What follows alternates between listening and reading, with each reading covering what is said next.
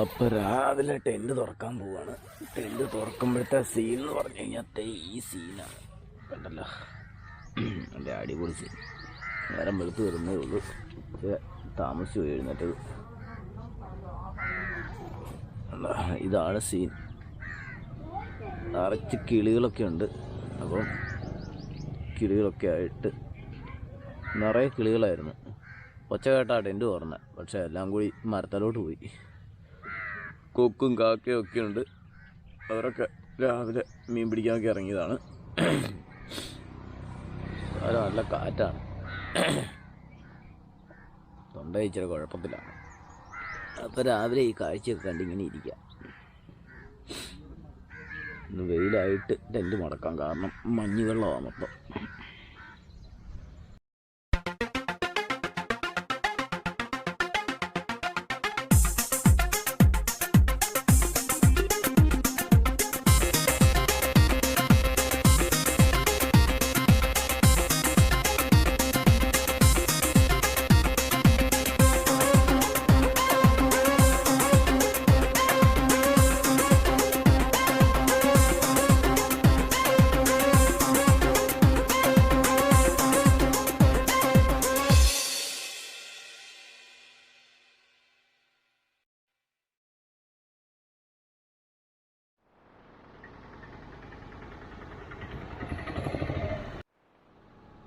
ഇപ്പോൾ നമ്മളുള്ളത് ചരിത്രപ്രസിദ്ധമായ കാഞ്ഞൂർ പള്ളിയിലാണ്.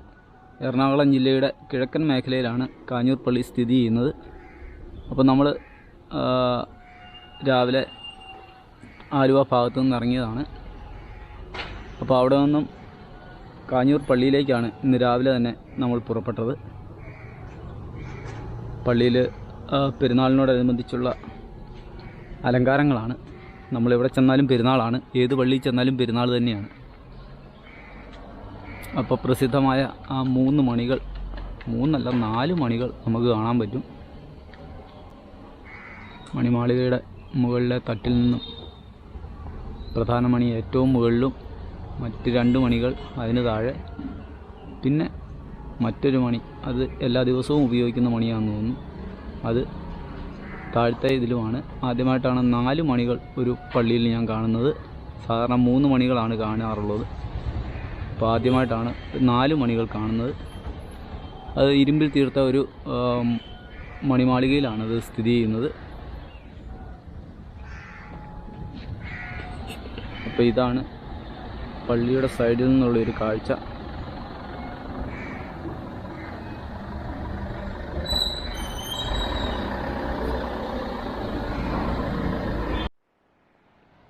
പള്ളിയുടെ പുറകുവശത്തായിട്ട് നമുക്ക് ഒരു പിയാത്തായുടെ രൂപം കാണാൻ പറ്റും.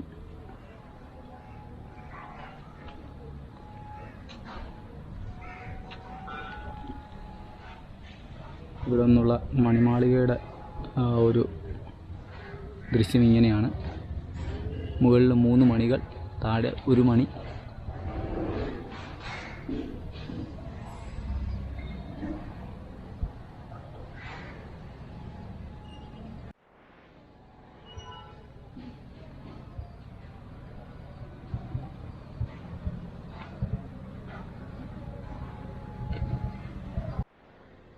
AD 1001 കാഞ്ഞൂർ പള്ളി സ്ഥാപിതമാകുന്നത്.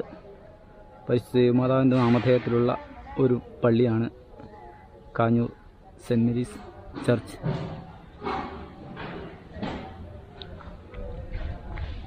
ഇവിടുത്തെ ഒരു പള്ളിയോട് ചേർന്ന് തന്നെ ഇവിടെ നമുക്കൊരു കിണർ കാണാൻ പറ്റും.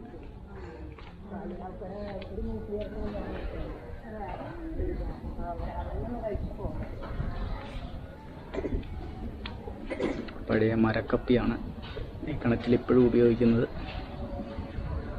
മറ്റു പലയിടത്തും നമ്മൾ ചെന്ന് കഴിഞ്ഞാൽ തൊപ്പിപ്പാള,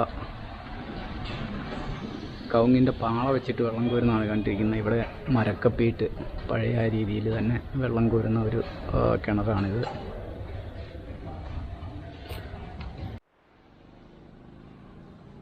ജനുവരി 19, 20 തീയതികളിലാണ് ഇവിടെ തിരുനാൾ നടക്കുന്നത്. സെബസ്ത്യാനോസ് പുണ്യാളൻ്റെ തിരുനാൾ നടക്കുന്നത് തന്നെ ജനുവരി 20-ാം തീയതിയാണ്.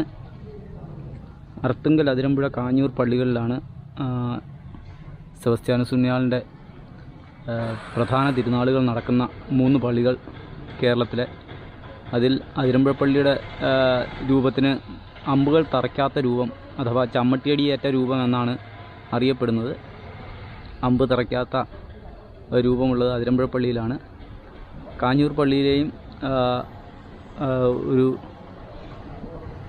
സാധാരണ രൂപമാണ്. എന്നാൽ നമ്മുടെ അർത്തുങ്കലിലെ ഒരു മനുഷ്യൻ്റെ അത്രയും ഉയരത്തിലുള്ള ഒരു രൂപമാണ് അർത്തുങ്കൽ പള്ളിയിലുള്ളത്.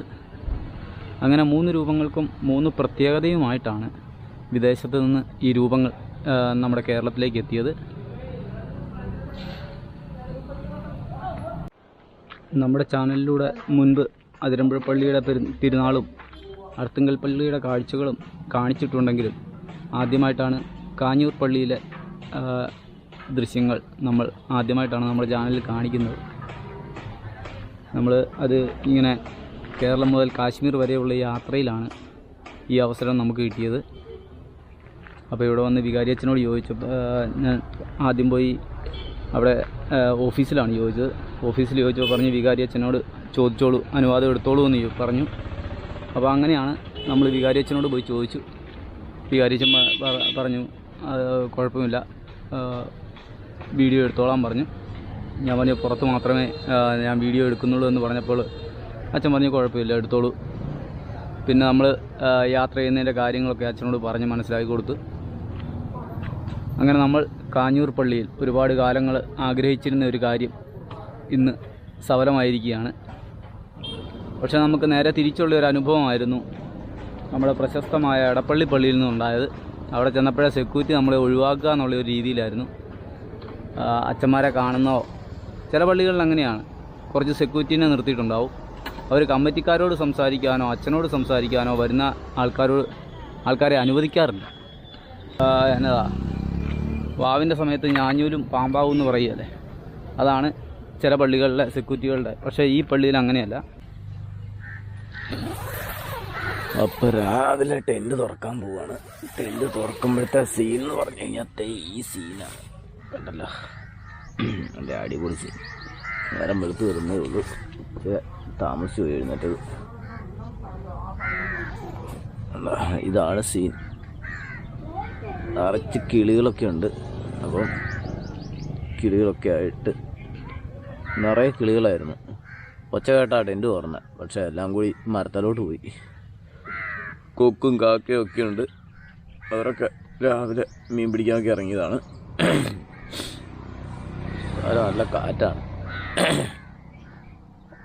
തൊണ്ട ഇച്ചിരി കുഴപ്പത്തിലാണ്.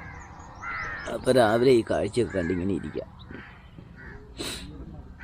ഇന്ന് വെയിലായിട്ട് ടെൻറ്റ് മടക്കാം, കാരണം മഞ്ഞ് വെള്ളമാണ് മൊത്തം. അപ്പോൾ നമ്മളുള്ളത് മലയാറ്റൂരാണ്. മലയാറ്റൂർ അടിവാരത്താണ് ഇപ്പോൾ ഉള്ളത്. രാവിലെ വന്ന് നമ്മുടെ തടാകത്തിലൊക്കെ ഇറങ്ങി ഡ്രസ്സൊക്കെ കഴുകി. അപ്പോൾ ഞാനും കുഞ്ഞും കൂടി മല കയറാൻ തുടങ്ങുകയാണ്. അപ്പം മലയാറ്റൂർ വന്നിട്ടില്ല, മുത്തപ്പനെ കണ്ടിട്ട് പോകാമെന്ന് വെച്ച്. ഇനി കുഞ്ഞിനെയായിട്ട് ചെല്ലുമ്പോൾ അറിയാം അവിടെ കയറ്റി വിടുവോ ഇല്ലയോ എന്ന്. ഇത് നമ്മുടെ ഇതിൻ്റെ അടിയിൽ കൂടിയുള്ള കനാലാണ്. ഈ കനാലാണ് ഈ സൈഡിലത്തെ ഗ്രാമപ്രദേശങ്ങളെല്ലാം സംരക്ഷിക്കുന്നത്. പള്ളിയൊക്കെ അവിടെ കാണാം. അപ്പോൾ ഈ കനാലുള്ളതുകൊണ്ട് ആനയൊന്നും ഇങ്ങോട്ട് കടന്നു വരികയില്ല. അപ്പം നമ്മൾ നേരെ മല കയറാൻ തുടങ്ങുവാണ്. അപ്പോൾ ഈ നായ്ക്കുട്ടീനെയായിട്ട് പോകുന്നതുകൊണ്ട് എങ്ങനെയാണെന്നറിയില്ല. അങ്ങനെയാണെങ്കിൽ നമ്മൾ തിരിച്ചു കൊണ്ടുവന്ന് കുഞ്ഞിനെ കൂട്ടിലാക്കിയിട്ട് മുത്തപ്പനോട് ക്ഷമയും പറഞ്ഞ് വീട്ടിൽ പോവും. അപ്പോഴത്തെ ഫോറസ്റ്റ് ഇൻഫർമേഷൻ സെൻ്ററാണ് നമ്മൾക്ക് ഈ മുമ്പിൽ കാണാൻ പറ്റുന്നത്. ഇതൊക്കെ നമ്മൾ തിരക്കുള്ള സമയത്തൊന്നും വന്നാൽ ഇതൊന്നും കാണിയില്ല. ഇതിൻ്റെ എല്ലാം ഫ്രണ്ടിൽ ഒരുപാട് കടകളായിരിക്കും. അപ്പോഴത്തെ പണ്ടൊക്കെ ഇവിടെ കടക്കാരൊക്കെ നിരന്നിരുന്നിരുന്ന ഇത് നമ്മൾ മല കയറാൻ വരുമ്പോൾ വലിയ നോയമ്പിന്.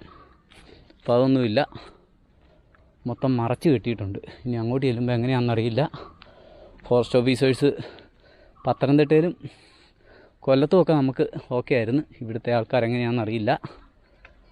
ഫോറസ്റ്റിലോട്ട് പട്ടീനെ കയറ്റാൻ പറ്റുമോ ഇല്ലയോ എന്ന് അവർ പറയും. ഏതായാലും നമ്മൾ മുമ്പോട്ട് നടക്കുകയാണ്.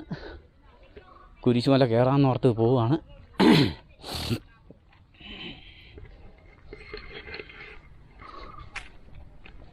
ഓടല്ലേ കുഞ്ഞിപ്പെണ്ണിൻ്റെ ഓട്ടമാണ് മിച്ചേ ഓവറാണ്.